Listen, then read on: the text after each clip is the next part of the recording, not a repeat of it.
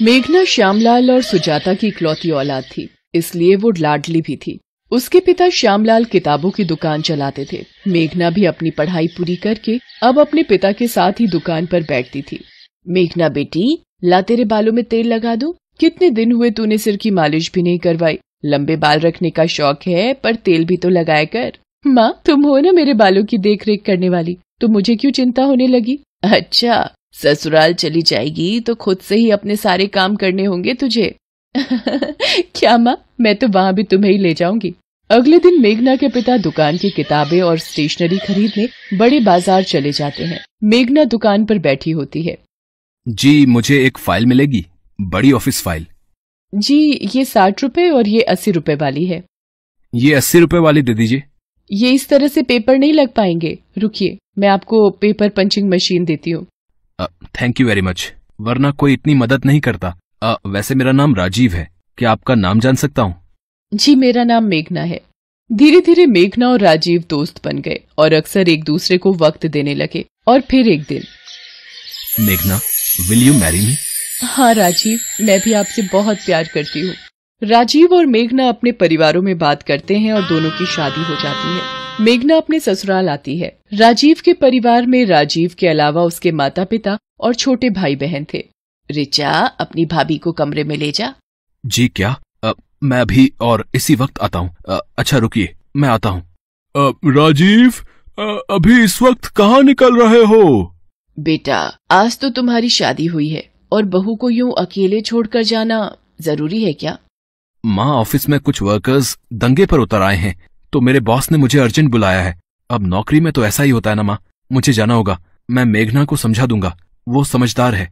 मेघना, मुझे थोड़ी देर के लिए ऑफिस जाना होगा। वर्कर्स स्ट्राइक करके ऑफिस में अपनी मांगों को लेकर तोड़फोड़ कर रहे हैं। जैसी ही बात सुलझेगी मैं आ जाऊंगा। मुझे भी बुरा लग रहा है ऐसे तुम्हें अकेला छोड़कर जाते हुए। कोई बात नहीं राजीव, पहले काम जरूरी है। मेघना राजीव को जाते हुए देखती है और कहती है, राजीव सुनो, जल्दी आना। राजीव ऑफिस चला जाता है। अरे माँ, राजीव भैया कहाँ गए? राजीव के ऑफिस में कुछ मजदूरों ने दंगा कर दिया है, इसलिए उसे जाना पड़ा। राजीव ऑफिस पहुंचता है, वहाँ पर वर्कर्स दंगा कर रहे होते हैं। अरे मोहन, सुरेश, ये क्या तरीका है मांगे पूरी करवाने का? इसे मारो सबसे पहले तो, ये मालिक का चहेता है, इसे मारो मारो मारो। सब वर्कर राजीव पर डंडे बरसाने लगते हैं। राजीव के सिर पर चोट आती है और वो वहीं मर जाता है। सारे वर्कर डर जाते हैं। अरे मालिक की गाड़ी आ गई, भागो भागो।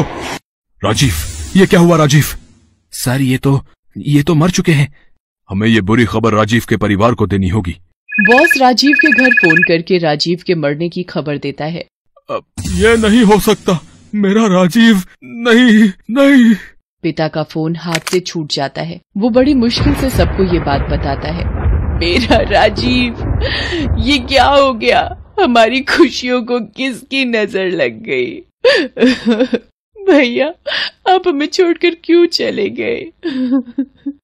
कुछ देर बाद मोहित रोता हुआ राजीव की लाश को घर ले आता है। मेघना तो बिल्कुल शांत हो चुकी थी, मानो उसकी जिंदगी रुक गई हो। राजीव, आप मुझसे वादा करके गए थे कि जल्दी वापस आओगे। आपने वादा तोड़ दिया राजीव, आपने वादा तोड़ दिया। मेघना के माता पिता भी आ जाते हैं। पूरा माहौल सदमे में आ जाता है। राजीव का अंतिम संस्कार हो जाता है। बहन जी, क्या कुछ दिनों के लिए हम मेघना को अपने साथ ले जा सकते हैं? जी ले जाइए, कुछ दिन इसका मन बहल जाएगा। माँ, मुझे कहीं नहीं जाना, मैं यही राजीव की यादों के सहारे रहूंगी। तभी राजीव की बुआ दादी कुछ औरतों के साथ आ जाती है। आशा, ये क्या हो गया? राजीव कितनी छोटी उम्र में चला गया। अब रीति रिवाज के मुताबिक मेघना बहू को राजीव की विधवा बनकर रहना होगा। पर बुआ दादी, मुझे ये सब कुछ नहीं पता, तभी तो इन विधवाओं को लाई हूँ। ये मेघना को सब कुछ समझा देंगी। माँ, ये सब करना क्या जरूरी है? माँ, भाभी के साथ ये सब क्या हो रहा है? ये आजकल के बच्चे हमें बताएंगे रीति रिवाज। चलो, तुम लोग मेघना को सफेद साड़ी पहना लाओ, फिर इसके सिर के बाल उतरवाने हैं। माँ, ये बहुत ज्यादा हो रहा है। भैया के जाने की इतनी बड़ी सजा, इसमें इनकी क्या गलती है? आशा जी, मेरी बच्ची के बाल मत उतरवाइए, मेरी बच्ची ये सहन नहीं कर पाएगी। सब लोग चुपचाप मेघना के साथ होते अन्याय को देख रहे थे। मेघना को सफेद साड़ी पहनाकर चौकी पर बिठा दिया जाता है। नाई मेघना के बाल उतारने के लिए उस तरह निकालता है। बुआ दादी, क्या ये सब जरूरी है? अभी इसकी उम्र ही क्या है? अब किस्मत ही फूटी हुई है इसकी। विधवा योग था तो अब पूरी जिंदगी विधवा बहू बनकर ही रहना होगा। मेघना रोए जा रही थी। सब लोग उसके साथ ये सब होता देख रहे थे, पर कोई भी उसके लिए कुछ कर नहीं पा रहा था। मेरी बच्ची मेघना, भाभी। मेघना बिल्कुल मायूस हो चुकी थी। उसके आंसू सूख रहे थे। उसकी किस्मत का फैसला भगवान के हाथ में था। तभी मोहित तेजी से मेघना की तरफ जाता है और उसका हाथ पकड़कर घर के मंदिर की तरफ ले जाता है और मंदिर में रखे सिंदूर को मेघना की मांग में भर देता है। सब लोग हैरान रह जाते हैं। ये क्या अनर्थ कर दिया इस लड़के ने? विधवा बहू से शादी कर ली। चलो चलो यहाँ से, कैसे पापियों का घर है। मेघना मोहित को चाटा लगा देती है और कमरे में जाकर फूट फूट कर रोने लगती है। आशा, कहीं ना कहीं मोहित ने जो किया है वो ठीक ही तो है। मेघना से शादी करके मोहित ने मेघना की जिंदगी में फिर से रंग भर दिए हैं। अभी उस बेचारी ने देखा ही क्या है। शायद आप ठीक कह रहे हो जी। हम भी तो ये सोच सकते थे, पर पुराने रीति रिवाजों के पल्ले में बंद कर आज एक बहू के साथ अन्याय कर रहे थे। मेघना, मेरी बच्ची, मैं जानती हूँ राजीव की यादें तुम नहीं भुला सकती, पर तुम्हें इस हालत में देखकर राजीव की आत्मा भी दुखी होगी। सब लोग मिलकर मेघना को समझाते हैं और मोहित के फैसले की सराहना करते हैं। मेघना की जिंदगी में फिर से एक बार रंग भर जाते हैं। एक विधवा बहू की शादी करके खुशियां मेघना की जिंदगी में फिर से दस्तक देती हैं।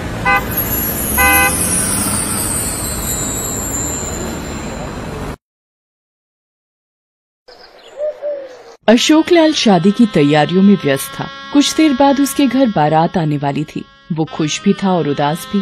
खुश इसलिए कि उसकी दोनों बेटियों की डोली आज इस घर से उठने वाली थी, और उदास इसलिए कि उनके जाने के बाद उसका आंगन सूना हो जाएगा। वो बार बार अपनी बेटियों को झांक कर देखता जो दुल्हन के जोड़े में तैयार बैठी थी। उसकी आंखें भर जाती, लेकिन वो अपने आंसू किसी को नहीं दिखाता और छिप छिप कर रो लेता। लेकिन थोड़ी देर पहले ही उसकी दोनों बेटियों ने उसे रोते हुए देख लिया और वो उनके पास आई। क्यों रो रहे हैं बाबा? हमारे जाने से दुख होगा आपको, फिर क्यों भेज रहे हैं हमें? बाबा, अभी हमें मत भेजो ना, अभी तो हम बहुत छोटे हैं।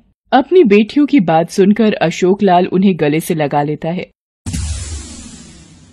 हमीरपुर में रहने वाला अशोकलाल कबाड़ी का काम किया करता था। उसके घर में उसकी पत्नी रत्ना के अलावा 2 बेटियां सीमा और गुड़िया थी। सीमा की उम्र 9 साल और गुड़िया 11 साल की थी। दोनों सरकारी स्कूल में पढ़ती थी। अभी कुछ दिनों पहले रत्ना की तबीयत बहुत खराब हो गई थी। अशोकलाल को उसके इलाज के लिए 2 लाख रुपए उधार लेने पड़े थे, जिसका ब्याज उसे हर महीने चुकाना पड़ता था। अशोकलाल के परिवार की गाड़ी किसी तरह चल रही थी। एक कबाड़ी वाला, टूटे फूटे बर्तन, पुरानी कॉपी किताब, न्यूज़पेपर, एक कबाड़ी वाला। तभी एक औरत एक घर से निकलकर उसे आवाज लगाती है। ए कबाड़ी, न्यूज़पेपर कैसे ले रहे हो? 7 रुपए किलो। 7 रुपए? अभी पिछले महीने तो मैंने 9 रुपए में बेचा था। नहीं मेम साहब, 2 साल से यही रेट है। पूरा दिन अशोकलाल इसी तरह लोगों के यहाँ से कबाड़ इकट्ठा करता, फिर उसे कबाड़ के बड़े व्यापारी को बेच देता। उस दिन भी वो उसी तरह शाम को अपने घर पहुंचा तो देखा उसकी बड़ी बहन और जीजाजी उसके घर आए हुए थे। अशोकलाल ने पैर छूकर प्रणाम किया। अरे आप कब आई? न फोन न आने की कोई बात, सब खैरियत तो है? अशोकलाल की बहन कुछ बोलती उससे पहले उसकी पत्नी रत्ना ने उससे कहा, दीदी रिश्ता लेकर आई है। रिश्ता? अरे मैं समझा नहीं। अरे भाई, मैं समझाती हूँ। मुझे अपनी सीमा और गुड़िया के लिए 2 लायक लड़के मिले हैं। ये आप कैसी बात कर रही हो? वो दोनों तो अभी बहुत छोटी हैं। अशोकलाल की बात सुनकर उसकी बहन मुंह बनाते हुए बोलती है, तो क्या उनके बड़े होने का इंतजार करोगे? जब भाभी की शादी हुई थी तो वो उस समय 11 साल की ही तो थी, और मेरी शादी तो 10 साल में ही हुई थी ना। हमारी बिरादरी में तो शादी कम उम्र में ही होती है ना।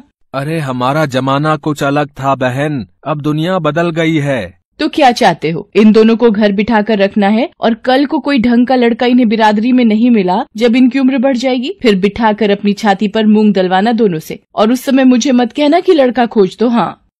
अपनी बहन की बात सुनकर अशोकलाल सिर पर हाथ रखकर बैठ गया। उसे समझ नहीं आ रहा था कि वो अपनी बहन की बात का क्या जवाब दे। देखो भाई, आपकी कमाई कितनी है ये किसी से छिपी नहीं है, और महंगाई का तो आपको पता ही है। कल को इनकी शादी के लिए पैसे कहाँ से लाएंगे? अभी माथे पर खुद इतना सारा कर्ज है, कैसे करेंगे सब? वैसे भी तुम्हें कल भी इनकी शादी करनी है, तो क्यों ना आज ही कर दी जाए। अपनी बहन के तर्कों के आगे अशोक लाल ने घुटने टेक दिए। वो अपनी दोनों बेटियों की शादी के लिए तैयार हो गया। कुछ दिन बाद दोनों लड़के अशोक लाल की बेटियों को देखने आए। अशोक लाल और रत्ना ने जब उन्हें देखा तो दोनों चौंक गए, क्योंकि उन दोनों की उम्र 40 साल से ज्यादा थी और दोनों की पहले शादी भी हो गई थी। लेकिन दुर्भाग्य से उनकी पत्नियां नहीं रही। ये बात तो उसकी बहन ने बताई ही नहीं थी। उन दोनों के जाने के बाद अशोक लाल ने अपनी बहन से इस बारे में पूछा।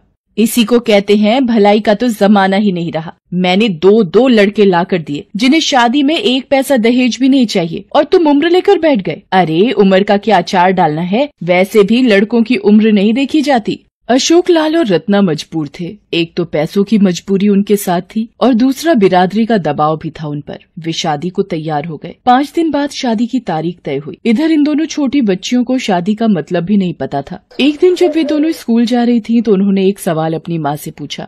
माँ, जब हमारी शादी हो जाएगी तो क्या हम स्कूल जाएंगे? उनकी बातों का रत्ना क्या जवाब देती। वो चुप रही। स्कूल में भी सीमा और गुड़िया ने अपनी सहेलियों से अपनी शादी की बात बताई। बच्चों से होते होते ये बात उनकी सुनीता मैडम तक पहुंची। सुनीता मैडम ने उन दोनों को बुलाया और उनसे बात की। जी मैम, हमारी शादी अगले महीने है। ये तुम्हें किसने बोला? माँ ने बताया। हमें तो अंकल देखने भी आए थे। अंकल? जी मैडम, उन्हीं अंकल से तो हमारी शादी हो रही है। उन दोनों की बात सुनकर सुनीता मैम आश्चर्यचकित रह गईं। ये तो सीधा सीधा बाल विवाह का मामला है जो कि गैर कानूनी है। मुझे उन बच्चियों की मदद करनी होगी। सुनीता उसी दिन अशोक लाल के घर जा पहुंचती है और उन्हें समझाने की कोशिश करती है। अशोक लाल की बहन भी उस समय वहां आई हुई थी। सुनीता ने जैसे ही अशोक लाल को ये शादी रोकने के लिए कहा तो अशोक लाल की बहन चिढ़ गई। माफ करिएगा टीचर जी, लेकिन ये हमारा घरेलू मामला है और आप इनसे दूर रहें तो अच्छा रहेगा। मैं मानती हूँ कि सीमा और गुड़िया आपकी अपनी भांजी हैं, लेकिन ये आपका घरेलू मामला तो बिल्कुल नहीं है। ये सामाजिक मामला है। दोनों बच्चियाँ मेरे स्कूल की छात्रा हैं और मेरा फर्ज है कि मैं उनके साथ कुछ भी गलत ना होने दूं। ये कैसी बातें कर रही हैं आप टीचर जी? भला शादी में क्या गलत है? शादी में गलत नहीं है, लेकिन कम उम्र में शादी गलत है। ये गैर कानूनी है।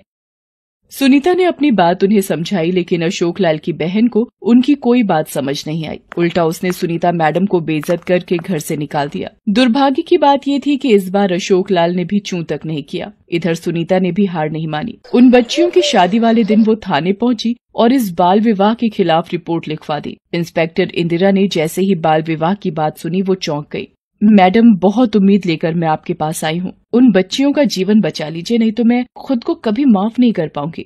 आप बिल्कुल फिक्र न करें, मेरे रहते हुए उन बच्चियों का जीवन खराब नहीं होगा। अशोक लाल को बारात के आने की सूचना मिल गई थी। तय वक्त पर बारात आ गई। उधर सुनीता इंस्पेक्टर इंदिरा के साथ अशोक लाल के घर की ओर निकल पड़ी, लेकिन बीच रास्ते में ही उनकी जीप का टायर पंचर हो गया। इस टायर को भी अभी पंक्चर होना था। अब हम क्या करेंगे मैम? कहीं हमें वहाँ पहुँचने में देर न हो जाए। तब इंस्पेक्टर इंदिरा ने अपने हवलदार को कहा कि वो जीप का पंक्चर बनवा कर आए। वे पैदल ही जाएंगी। इंस्पेक्टर इंदिरा और सुनीता पैदल ही अशोक लाल के घर की ओर चल पड़ी। उधर मंडप पर दोनों लड़कियां आ गई थीं। पंडित जी मंत्र पढ़ रहे थे। वो दोनों बेचारी बच्चियां असहाय सी होकर मंडप पर बैठी थीं। तभी वहाँ पर इंस्पेक्टर इंदिरा सुनीता के साथ पहुँच गई। बंद करो, तुरंत बंद करो, ये शादी नहीं हो सकती, ये गैर कानूनी है। इंस्पेक्टर को देखकर वहां सभी के चेहरे पर हवाइयां उड़ने लगीं। दोनों लड़के फरार होने की फिराक में थे, लेकिन इंस्पेक्टर ने उन्हें पकड़ लिया। शर्म नहीं आती तुम लोगों को? अपनी उम्र देखी है और इन बच्चियों की उम्र देखी है? कहाँ है इनके माता पिता? मैं सबको जेल भेजूंगी। अशोक लाल इंस्पेक्टर इंदिरा के पास आते हैं। आप लोग इनके माता पिता हैं या इनके दुश्मन हैं? आपको अपनी बच्चियों की जरा भी फिक्र नहीं है? अरे शादी की उम्र होती है, सरकार ने उम्र तय भी कर रखी है, लेकिन आप लोग मनमानी करते हैं। लेकिन मैडम, हमारी बिरादरी में तो कच्ची उम्र में ही शादी हो जाती है। अरे कच्ची मिट्टी के बर्तन में आप खाना बनाती हैं क्या, या उनका इस्तेमाल करती हैं? जी नहीं। जब बर्तन कच्चे इस्तेमाल नहीं करती तो कच्ची उम्र में शादी कैसे कर रही हैं? और किस बिरादरी की बात आप कर रही हैं? अगर कोई बिरादरी बाल विवाह का समर्थन करती है तो ये अपराध है और अपराधियों को जेल जाना पड़ता है। अशोक लाल को अपनी गलती का एहसास होता है। अशोक लाल की बहन भी शर्मिंदा हो जाती है। उन दोनों को 1 महीने की जेल होती है। फिर उन्हें जमानत पर इस शर्त पर छोड़ा जाता है कि दोबारा वो ऐसा कोई काम नहीं करेंगे। सुनीता के प्रयास से एक बालिका कम उम्र में वधू होने से बच जाती है। आपके समाज में भी आपको कुछ ऐसा दिखता है तो इसके खिलाफ आवाज उठाएं।